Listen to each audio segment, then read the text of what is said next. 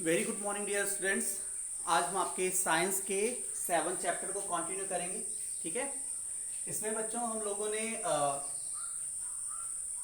Last time discuss किया हुआ था नेशनल पार्क के बारे में, बायोस्फीयर रिजर्व के बारे में, वाइल्ड लाइफ सेंचुरीज के बारे में, और ये सारी चीज़ें क्या होती हैं, इनको क्यों बनाया गया है, गवर्नमेंट ने ये इनिशिएटिव क्यों लिए गए हैं, ये सारी चीज़ें आई थिंक आपको बहुत अच्छे से समझ में आई होंगी। ठीक है, आज हमें पढ़ना है नेशनल पार्क के बारे में, क्योंकि लास्ट टाइम हम लोगों ने इंट्रोडक्शन लिया था नेशनल पार्क का, लेकिन डिटेल में हम लोगों ने पढ़ा नहीं था इसको। ठीक है, तो नेशनल पार्क के बारे में आज हम पढ़ेंगे। नेशनल पार्क एक लार्ज एरिया होता है जो कि वाइल्ड लाइफ सेंचुरीज से काफ़ी बड़ा होता है, लेकिन बायोस्फीयर रिजर्व से क्या होता है, छोटा होता है। अगर हम बात करें कि नेशनल पार्क का जो एम है वो क्या है, नेशनल पार्क के एम की अगर हम बात करें तो बच्चों ये क्या करता है, किसी भी जगह के पूरे इकोसिस्टम को कंजर्व करने का काम करता है, प्रोटेक्ट करने का काम करता है। अब इकोसिस्टम की अगर हम बात करें तो इकोसिस्टम क्या होता है, किसी भी पर्टिकुलर जगह का, ठीक है, किसी भी पर्टिकुलर जगह का जो बायोटिक एंड एबायोटिक कंपोनेंट होता है, उन पूरी चीज़ों की बात हो रही है।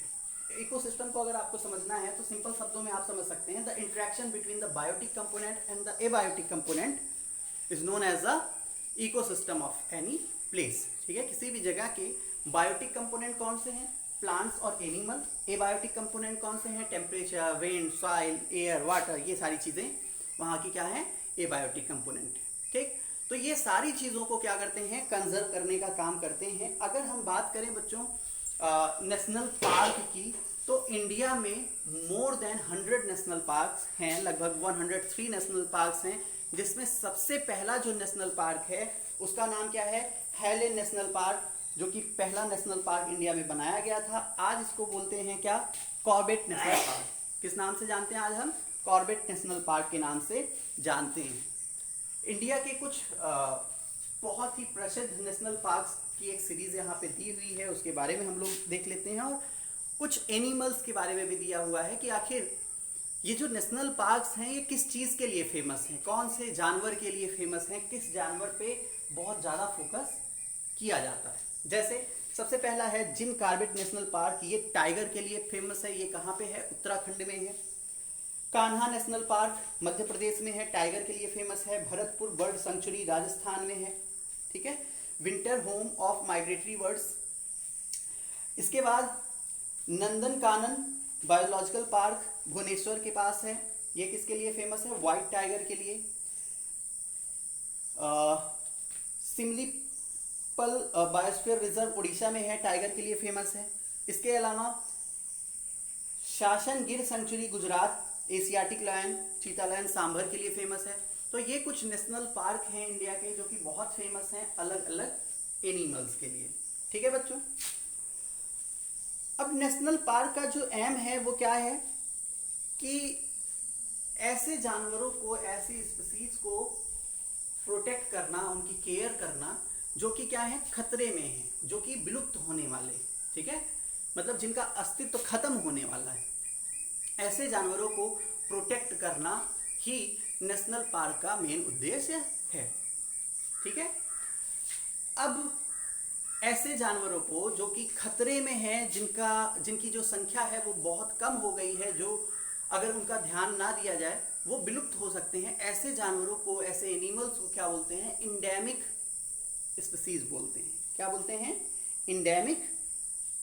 इंडेंजर्ड एनिमल्स बोलते हैं। क्या बोलते हैं, इंडेंजर्ड एनिमल।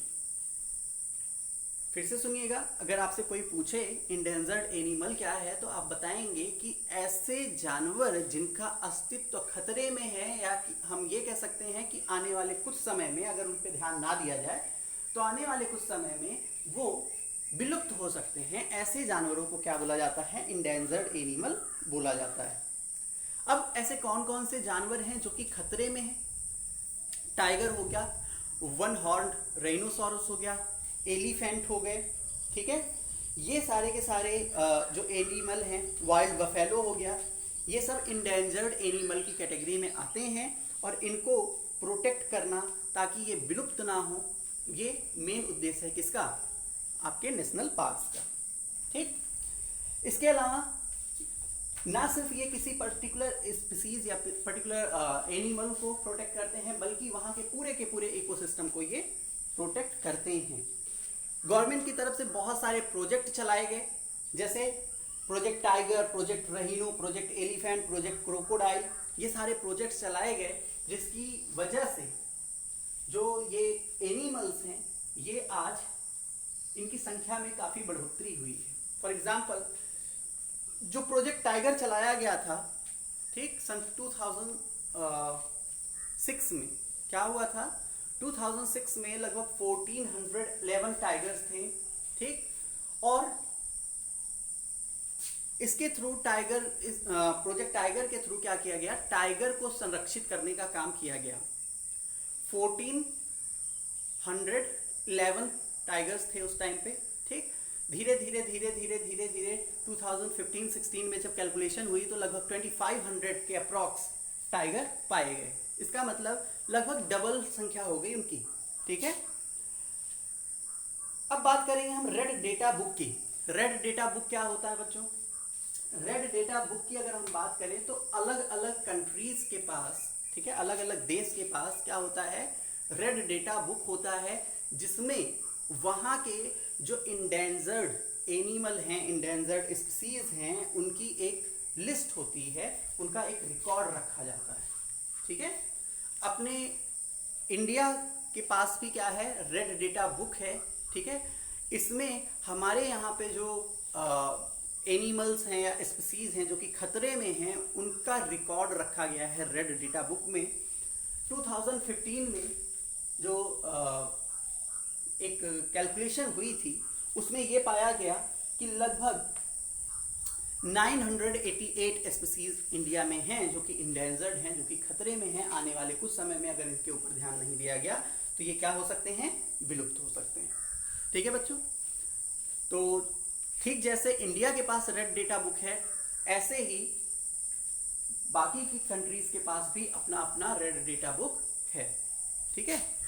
ये सारे की सारी जो कंट्रीज हैं ये अपने यहाँ पे जो इंडेंजर्ड एनिमल हैं उसका रिकॉर्ड इस बुक में रखती हैं।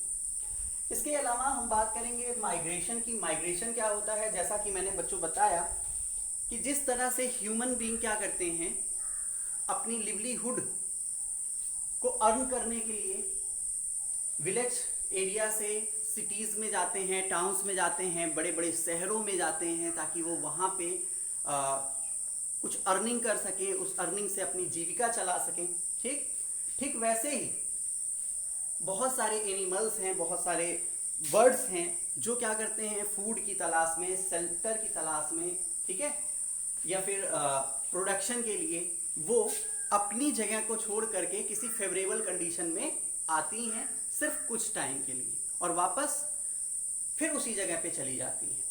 ऐसे प्रोसेस को क्या बोलते हैं, माइग्रेशन बोलते हैं, ठीक है।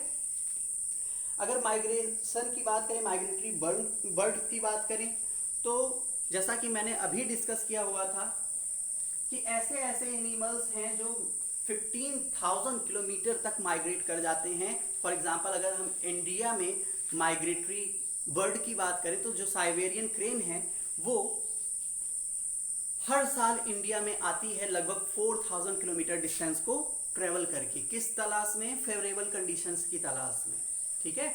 और जैसे ही कुछ समय यहाँ पे व्यतीत कर लेते हैं, इनको लगता है कि नहीं अपने यहाँ पे जो कंडीशंस हैं वो सही हो गई होंगी, तो ये वापस लौट जाते हैं, ठीक। बहुत सारे टार्टाइज होते हैं, ठीक, बहुत सारी फिशेज होती हैं जो एग ले करने के लिए काफ़ी दूरी तय करती हैं, लगभग थाउजेंड्स ऑफ किलोमीटर की डिस्टेंस ट्रेवल करती हैं, ठीक है। तो इस तरह से बहुत सारे एनिमल्स हैं जो क्या करते हैं, माइग्रेट करते हैं, अलग अलग कारणों से करते हैं बच्चों। कुछ तो फूड के लिए करते हैं, कुछ फेवरेबल कंडीशंस को पाने के लिए करते हैं, ठीक, और कुछ क्या करते हैं, रिप्रोडक्शन एक तरह से हम कह सकते हैं। जैसे टार्टाइज की बात की हम लोगों ने, तो ये किस लिए करते हैं, ताकि ये क्या कर सकें, एग ले कर सकें। फिशेस क्यों करती हैं, ताकि ये एग ले कर सकें और ये अपने ही जैसे यंग वंस को डेवलप कर सकें उन एग्स के थ्रू, ठीक है। तो आई होप बच्चों आपको ये टॉपिक समझ में आया होगा, ठीक है। Recycling of paper and reforestation, ये दो टॉपिक इस चैप्टर में बच रहे हैं, ये हम लोग नेक्स्ट डे पढ़ेंगे। आज के लिए इतना ही। Thank you, have a very good day.